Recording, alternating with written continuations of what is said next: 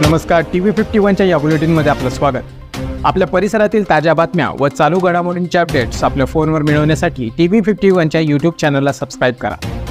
बातम्यांचे नोटिफिकेशन्स मिळवण्यासाठी बेल आयकॉनवर क्लिक करायला विसरू नका।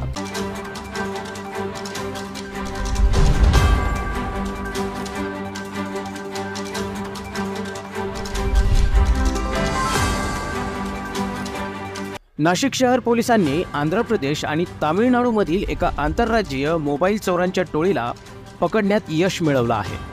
या टोळीकडून चोरीचे 22 मोबाईलही जप्त करण्यात आले आहेत। नाशिक शहरात वारंवार होणाऱ्या मोबाईल चोरीच्या घटनांवर आळा घालण्यासाठी पोलीस आयुक्त संदीप कर्णिक यांनी विशेष मोहीम राबविण्याचे आदेश दिले होते।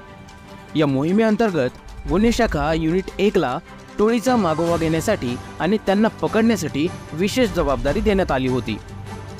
गुन्हे शाखा युनिट 1 ला गुप्त बातमी मिळाली की आंध्र प्रदेश आणि तामिळनाडूमधील मोबाईल चोऱ्यांची टोळी नाशिक शहरात सक्रिय आहे आणि ते देवळाली गाव परिसरात लपून आहेत। या माहितीच्या आधारे युनिटने सापळा रचून 3 आरोपींना ताब्यात घेतले। पोलिसांनी आरोपींची कडक चौकशी केली असता त्यांनी आपले गुन्हे कबूल केले। त्यांच्याकडून विविध ठिकाणाहून चोरलेले 22 मोबाईल जप्त करण्यात आले। या मोबाईलची एकूण किंमत 2,38,200 रुपये इतकी आहे। जप्त मुद्देमालासह आरोपींना पंचवटी पोलीस ठाण्यात हस्तांतरित करण्यात आले आहे।